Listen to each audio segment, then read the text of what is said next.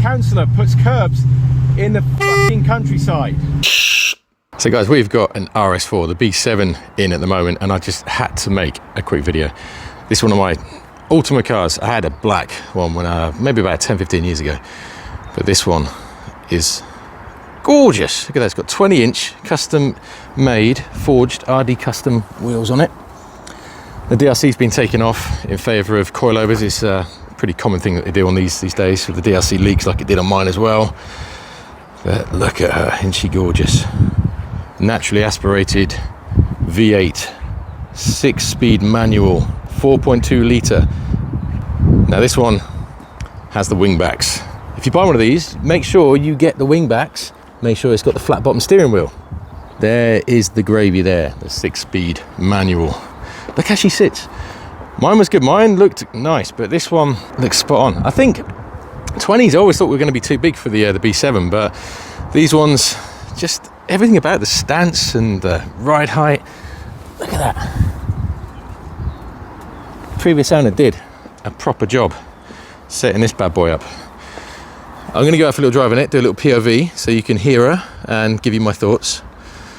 But hasn't she aged gorgeously? Just gorgeously? Is that even a word? I don't know. But yeah, that is just one stunning car. Even the silver trim. Mine was murdered out completely. I blacked the wheels. All of the silver trim are gone. But this one, just in a sprint blue, I think it actually looks really classy. Absolutely gorgeous. Mine had an AWE tuning exhaust on it. This one has an aftermarket exhaust, and they kept the twin ovals, which I quite like.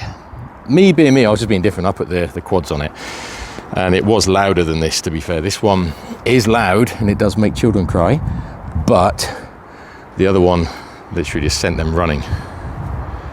So here we are back in the RS4. Man, I've missed this.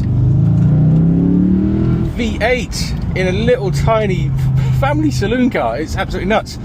I had one of these, must have been, I'm going to say 10, 11 years ago. Man, that makes me feel old.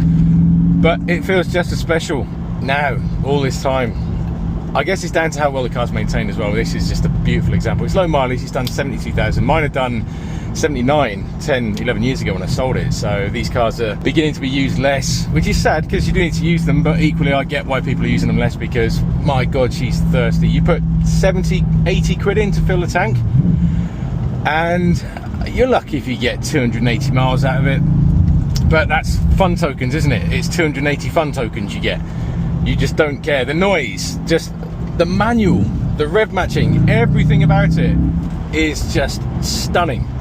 This car's had the DRC deleted, and it's got coilovers and 20s, which you would have thought would make it rub, but it doesn't. It's actually set up amazingly well. I think it's something to do with the fact that the wheels that were put on the car, the £6,000 RD Customs, 20-inch forged and custom made to the car. So by custom made, that's going to be custom offsets, and then when you're lowering it with the coilovers, there might be a little bit of toe or something, but they've set it up so it just doesn't rub. But it had 4 up in the car, and it's absolutely fine. This car's got all the goodies, so it must have flat bottom steering wheel, it must have wing backs.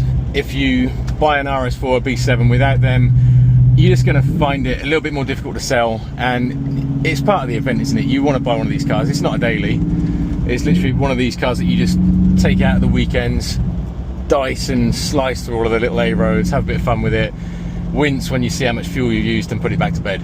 Another little pet hate in my old RS4 is that the head unit, the original Audi unit, is just rubbish. So this one's been upgraded. It's got a Pioneer double DIN, and it's got Bluetooth. I haven't figured out how to get, I don't think it's got Google Maps and all that on it. It's not that modern, but you can listen to Bluetooth, you can listen to your music, Spotify. But to be honest,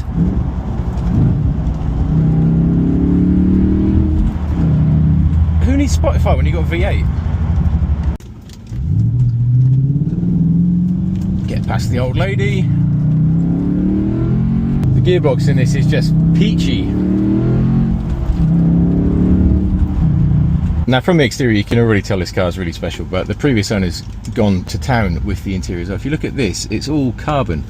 Even these, everything carbon fibre. Allegedly he spent £5,000 on the interior.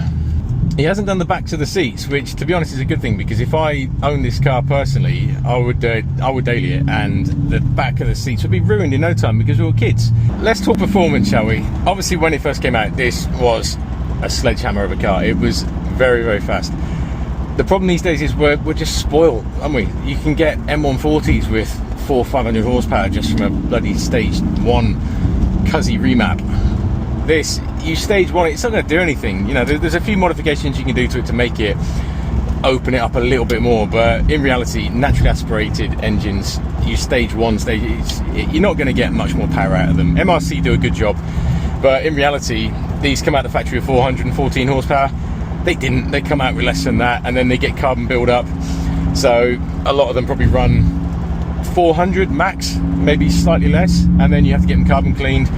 At that point, you then get them back up to around the 415, 420, and it's enough, you know, for daily driving. It's not just about the straight line performance with this, it's about being enveloped and having the V8 noise just wash over you, and the really long, lovely, high revving V8 that you can just rev all the way out to 7,000, 8,000 RPM. A Golf R would do you. It would do you off the lights, but it's not about that with these cars. These older cars are more just about enjoying them for what they are, which is just that classic V8.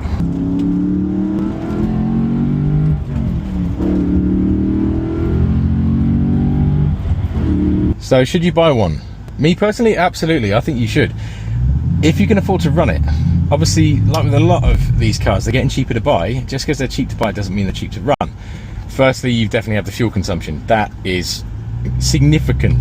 It is sizable, more than I even remember. And I haven't exactly been driving this silly, but with a V8 and a nice exhaust like this one's got, you are gonna give it a little tickle. Then you've got the tax. And the government, I hate them for this. They are literally just killing V8s of this era. This now is something like about 750, 800 pound a year to tax, which is insane. With the windows down, this thing really is just a beautiful sounding car. It's not as crazy. I had the AWE tuning on mine, and that was too much. This is just nice. Just absolutely anywhere where you've got houses either side, you just have a little tickle.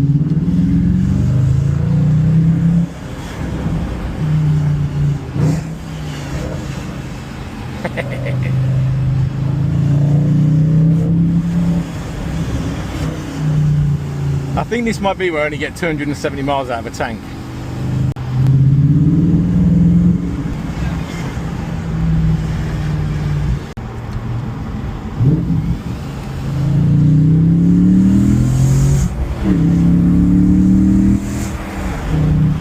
Sorry, I had to stop filming for a minute because, oh my god, the road here, you've got, in the middle of nowhere, they put a 2 meter width restriction.